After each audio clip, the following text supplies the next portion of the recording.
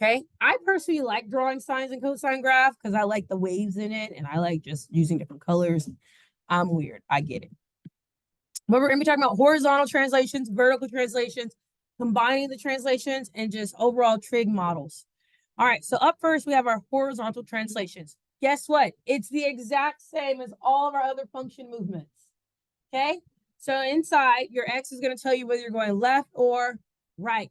And what do we got to remember about our x's? They are liars. Okay, our x's are liars. So even though it looks like we're going to the left, we're actually going to the right. Okay, so notice here, if it says f of x plus 3, that means that we took our function to the left. If it says f of x minus 4, that means we took our function to the right. Okay, so we went to the left and we went to the right. And we're going to remember that x's are, we did it? That's what I just asked. Okay. I don't think we need it. I think you're fine. All right. So, keeping that in mind. Yes. All right. Up next. So, with circular functions, a horizontal translation is called a phase shift. So you're still going left and right, but we call it a phase shift. Okay. So when we have in the argument y equals f of x minus d, the expression x minus d is the argument of your phase shift. So you're saying which way you're shifting your your trig function. So for example, we have y equals sine x minus pi over 3 over 1 period. So looking at this, thinking about in terms of functions, you would tell me that we are going which direction, left or right? We're going to be going right. And how much are we going right? Pi over 3. Does that make sense? So we'd be going right pi over 3. But think about in terms of a phase shift, we have to think about what does that mean and how does that affect our whole function? Okay. What that means is that we actually are now going to have to decide when does our, remember, sine is our snake, right? When does our sine repeat? When is our snake going to start repeating? Okay. And how that works is that there's going to always be 3 intervals, the 2 intervals that we lie on. So we're normally from 0 to 2 pi, right? Well, now if my phase shifts, this is my phase shift. My phase shift is now pi over 3. So how is that going to affect my whole graph? Well, my pattern now is no longer starting at 0, right? And it's no longer ending at 2 pi. So the reason why we say you're moving to the right is think about it in terms of an inequality. You're at x minus pi over 3. That's your change. In order to get x by itself, what would we do? We would add. I would add pi over 3 to 0, and I would add pi over 3 to 2 pi. That's what's going to cause it to shift to the right, because we're adding those values to where our phase normally starts and ends. So looking at it graphically, so normally we're 0 to 2 pi, and we go up, we go down, and we come back up, our snake, right? Now we're saying instead of starting at 0, we're going to take this whole thing and shuffle it to the right, and we're now going to start at pi over 3. If I start at pi over 3, where am I going to end at? 7 pi over 3, because I'm adding to 2 pi. So remember, if you don't remember how to add, if I have 2 pi over 1 plus pi over 3, we can do a little quick multiplication of fractions. What is 2 pi times 3? What is 1 times pi? All over 3. And that equals our 7 pi over 3. Okay? That's how we know where it's going to start. So now, instead of starting at 0, I'm now starting at pi over 3. Instead of ending at 2 pi, let me change colors. I'm sorry. We're now starting at pi over 3. And we're now ending at 7 pi over 3. So our graph is doing And that's what the phase shift is telling you to do. Okay. The difference is because it's a, what do you call it? Circular motion. There's multiple of these, right? It's not just the one, but this one is where it's my guiding point. Does that make sense? Okay. Because this pattern continues forever to the left and forever to the right. Its domain is from negative infinity to positive infinity. All right. So that's the gist of it. Now, to get it graphed exactly, you then are going to have to find your points of where you increase and decrease, where you cross the X and Y axis, right? So we're going to find what quote unquote are critical points. So we're looking for what is, we know this is pi over 3.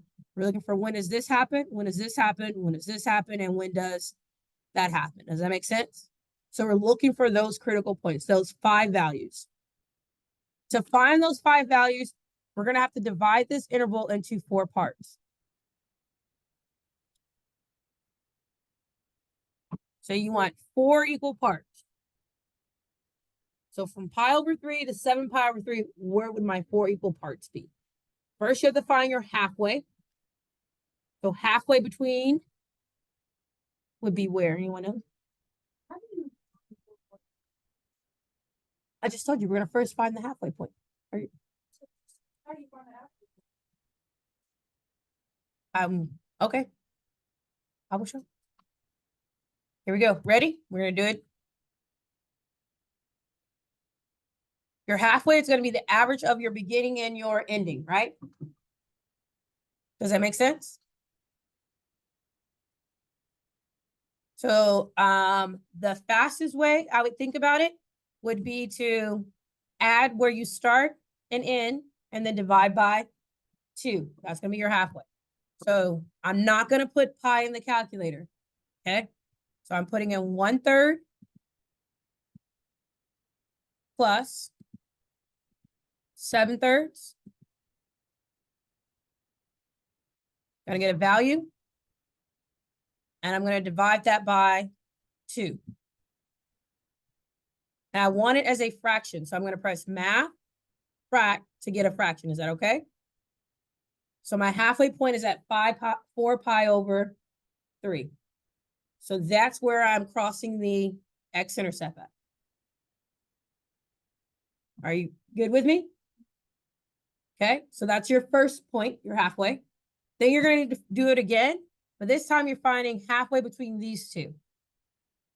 So you're going to find the halfway between 1/3 and 4/3.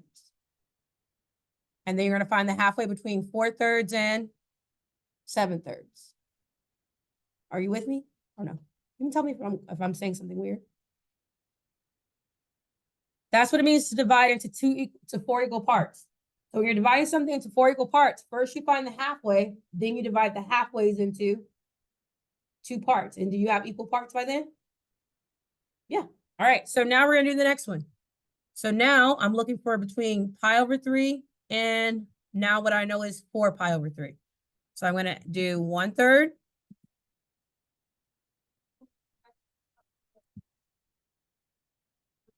Four thirds. 1/3 plus 4/3. I get that. And I'm going to divide it by 2. Going to make it into a fraction. Math. Enter. And now I have my first quarter of a point, which is going to be 5 pi over 6. Now I have to, yes. Also that 1/3, or not like in everything. But Whatever the beginning is, okay. Yes. Okay, thank you for letting, I assume that we would be okay comfortably dividing, but I remember fractions are not our thing, so thank you for letting me know, okay? All right, so now we have this point, that point. All we need now is our last half. So what am I finding the average of here? There you go. We're going to find the average of. So we're going to do 4 divided by 3 plus 7 divided by 3. And we're going to divide it by 2. And we're going to turn it into a fraction. And we end up with 11.6, right? So now we have our 4 parts. So that's how we got these 4 parts. Are you comfortable with how we got our 4 parts? Okay. So when we look at these parts, we can identify what they're doing. So your first one here, that's where it starts, right? So this is, oh, that's a highlighter still. This is where we start, and it's going to be our x-intercept, right? So that's our first x-intercept. Agree? The next point is where we have our max at, right? Then the next point was our second x-intercept. The next point is where we have our min. And the last point is where we have our final x-intercept.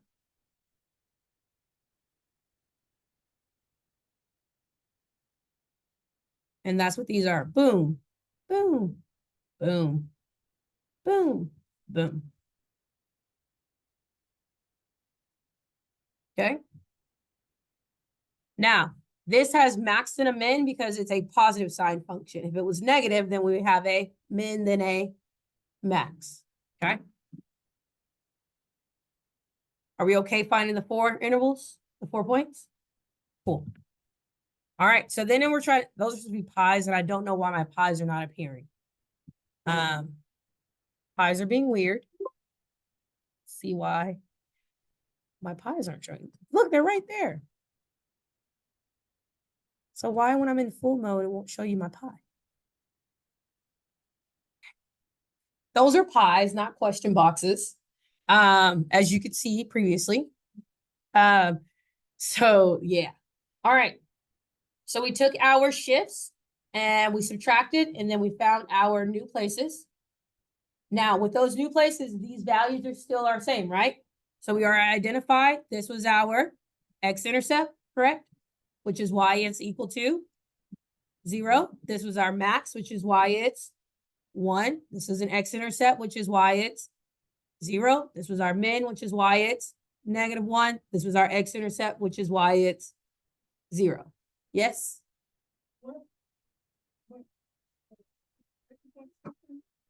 This right here? That was before the shift. So these are your originals. These are the OG, the parent functions. And then after we did our shift, yeah. Before we did our shifts, where we subtracted pi over 3 from x, where were we at? Okay.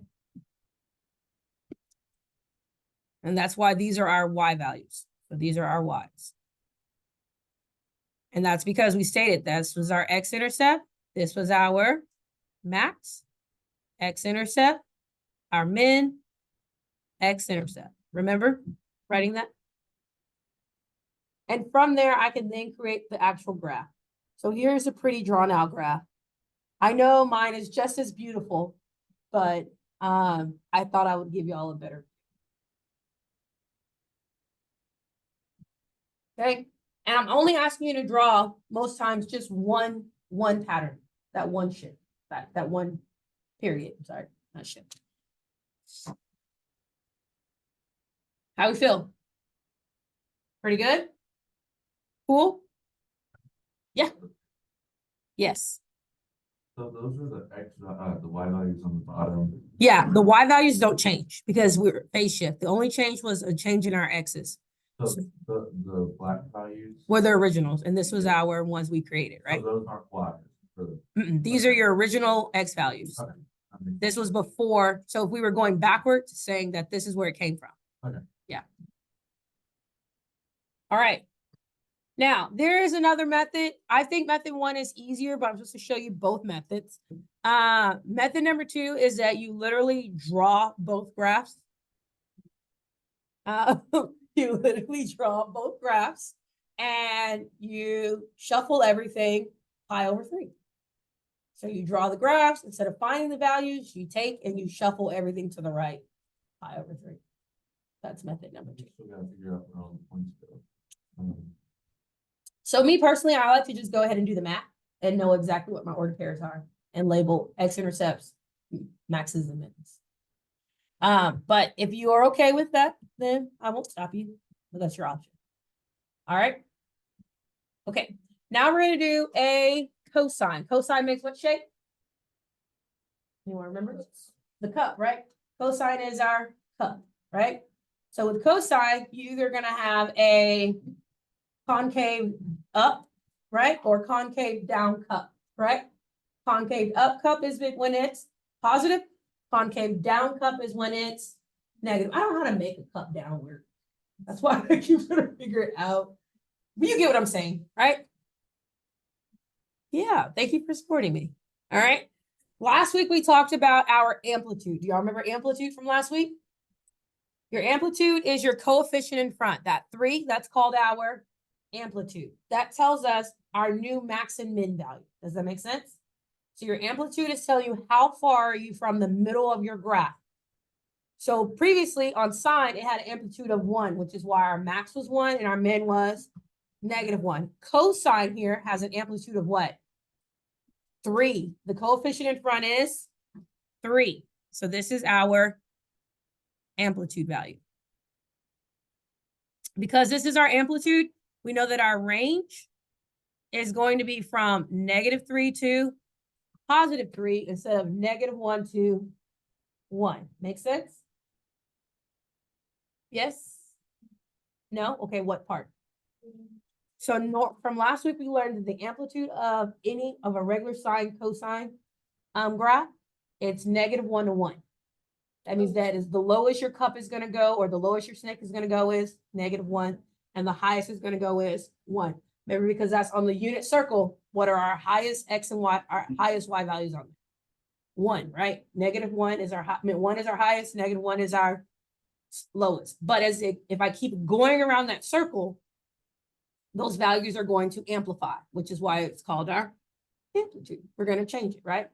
All right. So we now know that for that, when we are identifying our max and min values are between -3 and +3, because we've now amplified from -1 to 1. Yes? All right. So we're going to do method 1 again. Method 1 again involves us to find our transition. Like, how did we transition? So when I look at this graph, just verbally describing, did it go left or right? It went left. It went left pi over 4. Does that make sense? So when we set up our inequality to figure out our beginning and our ending, it's going to look like this. So we have, in the beginning, we're normally from 0 to 2 pi, but we're changing x plus pi over 4. In order to get x by itself, what are we doing? We're now subtracting pi over 4, which is why it's going to go to the left. Does that make sense? So now we're subtracting pi over 4, which is what's going to shift it to the left. So we have 0 minus pi over 4, which gives us our new starting point is at negative pi over 4. And then we have 2 pi plus pi over 4. So again, quick adding for fractions. 2 pi over 1 minus, you see nothing, minus pi over 4. What's 2 pi times 4? 8 pi minus 1 times pi. Pi all over 1 times 4, which is 4. And that's how we ended up with 7 pi over 4, right? Do you have to do that? You can make the bases the same. That's why I said it's a quick adding of fractions. Quick adding and subtracting of fractions. If you want to just make the bases the same, because you can't add and subtract fractions unless their denominators are the same, right? So this is, I call it chopsticks in a bowl. It's a quick little way to make fractions have the same base. Okay. All right. Guess what we do next? We got to find our 4 intervals, right? All right. So how do I find don't show them the answer. My 4 intervals. So we're going to add -1 over 4. Make sure you're putting in -1 over 4 plus 7/4 and finding its average. So I'm going to pause and give y'all a moment to practice finding that. Is that cool? All right, go find my 4 intervals. All right, so let's see how we did. So you should have ended up with, how we did? Yes, we did it. Oh, geniuses. All right, so with the, huh? Oh, I got it, I got it. All right, so with the cup, think about your cup is like this. So the first number is gonna be a max. Then you're gonna have an x-intercept, a min, an x-intercept, and a max, because you're making that cup. There's no negative in front.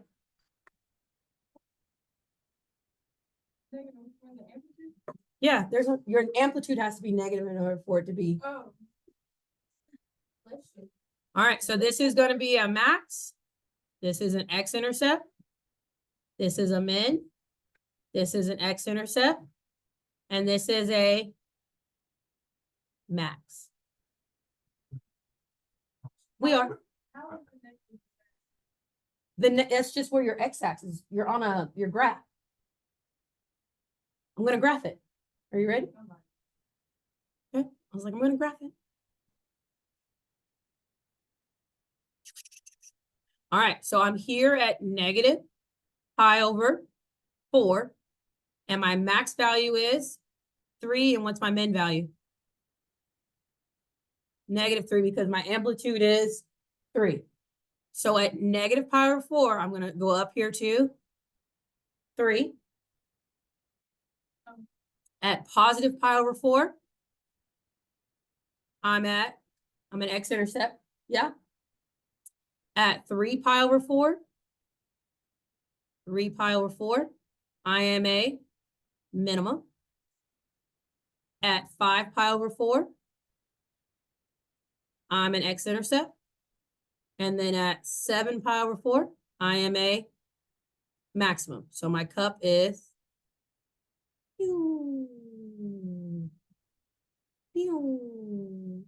and there's my cup.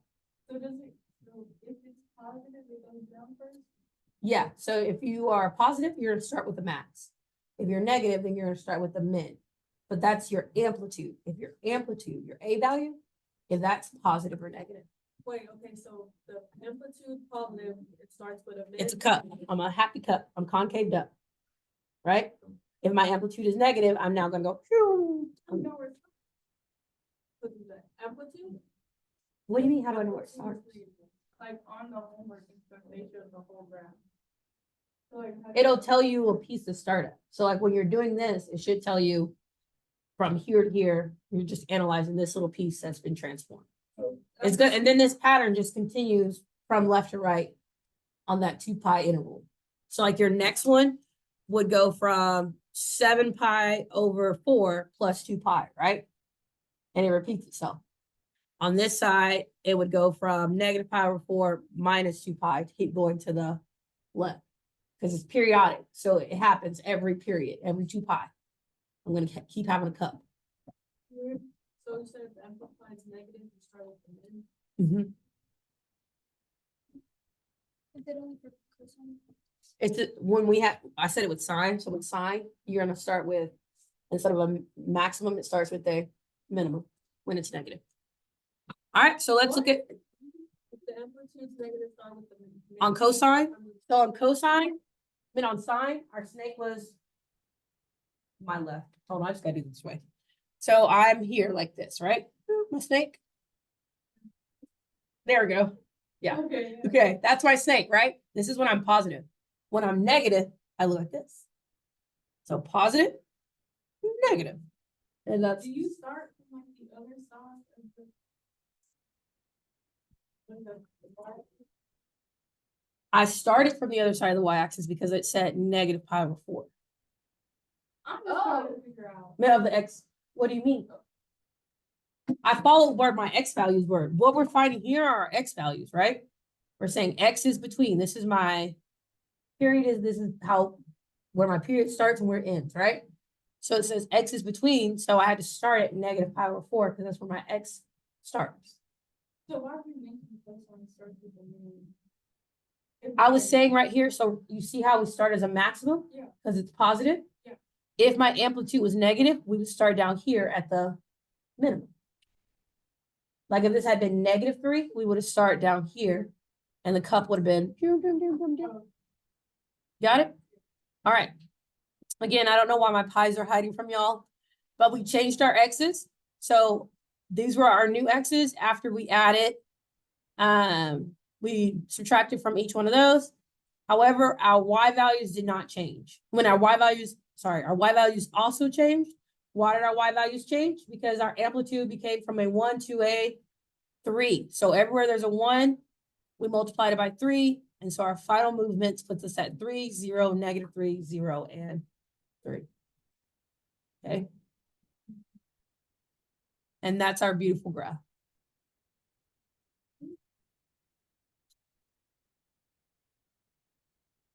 Okay. So last week we talked about the amplitude and the period, right? So your amplitude is how high and how low you go. Your period is how slow or how fast you repeat, correct? Yes. The standard period for sine and cosine is 2 pi, correct? And we didn't change that because we didn't make any change to our x where we're growing or slowing down. Okay. All right. So the next method, I'm just going to write it out, show you. It's again, multiple steps of graphing.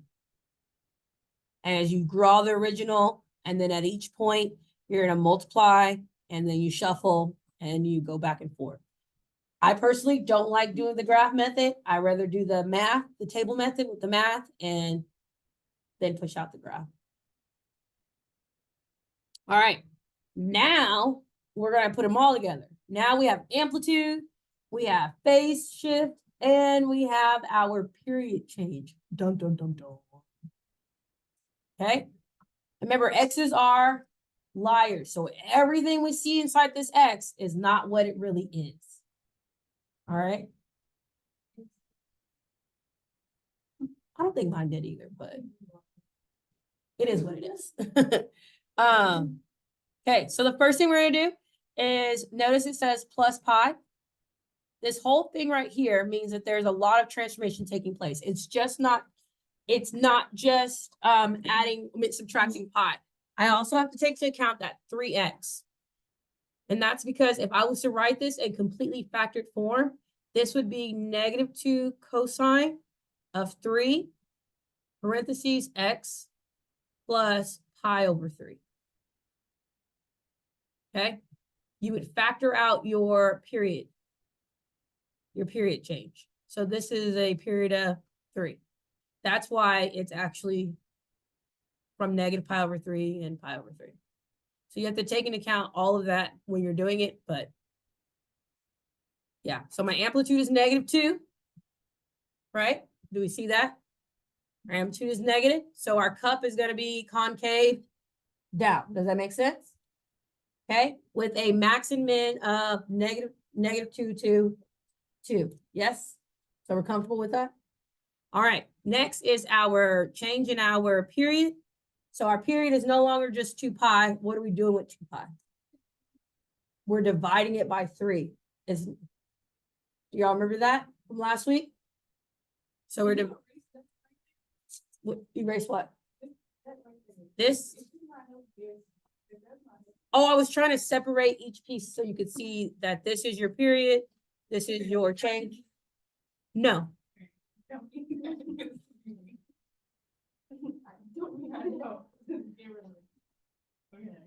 All right, so we're going to find out where our period begins. Same way as before, we're taking what's on the inside and we're setting it into our inequality. The goal is to get x by itself. What do I need to do to get x by itself? I'm going to subtract the pi and then divide the 3, right? Subtract pi, divide the 3. Yes? So that's how we end up with -pi over 3 and positive pi over 3.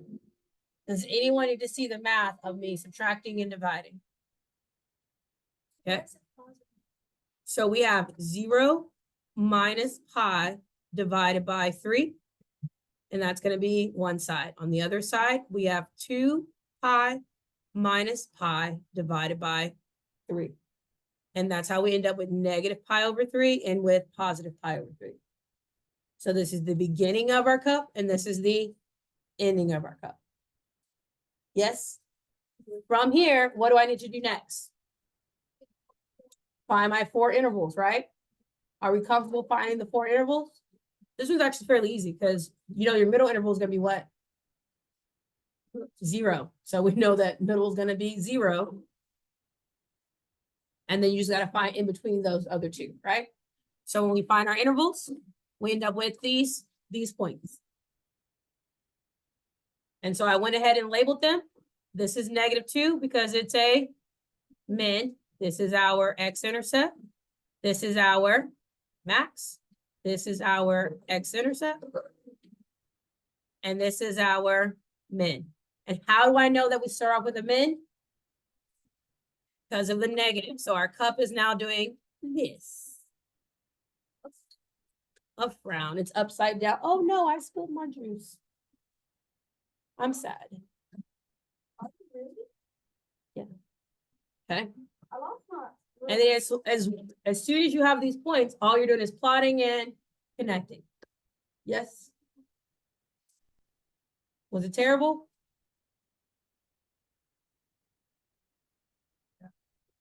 Whatever. We literally just adding and subtracting. Oh, and dividing by 2. My bad. We do divide by 2. We do divide. And dividing by 2, my bad. The horror of it with the calculator. Oh. That's the graph. If you were to repeat the pattern. Pi over 3 plus, negative. Mhm. What calculation do we use it when we do our calculation?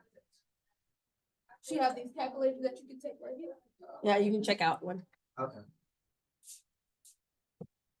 But me, I'm going still. You get on my nerves. All right, again, we can talk about the graph if y'all are okay not doing the other one. All right, I'm gonna need to finish going through this. So up next is vertical transformation. The points, Oh, I messed up on the points. on your halfway points, Yeah. okay? So we know halfway is, Why did you put the points? Can you use I just went ahead and wrote in the values. So I for went, what? the Y values, Why didn't you do that now? because at this point, I feel like we could do it in one step instead of doing it in 2 steps. Yeah, you see, all I did was do it in 1 step. Are you okay with me now? Calm down, dude. Are you okay with me now? Okay. All right, so I'm not gonna keep talking. Is it gonna be 1 over 3, right? 1 over 3? These yours? Which one, ma'am? Like to do the math for the 4 thingy, because it's just -1 over 3 plus, You're just dividing -1/3 in half because it's at 0. So you're just taking -1/3 and dividing it in half. Does that make sense? So since the negative is versus the main? Yeah. Exactly. This is a negative. Let Uncle Charlie express his feelings. Alright,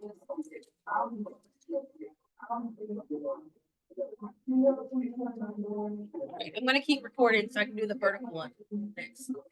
So that you guys can have the rest of your notes for tomorrow. All right. Vertical, you know what? Let me stop here. Wait, so the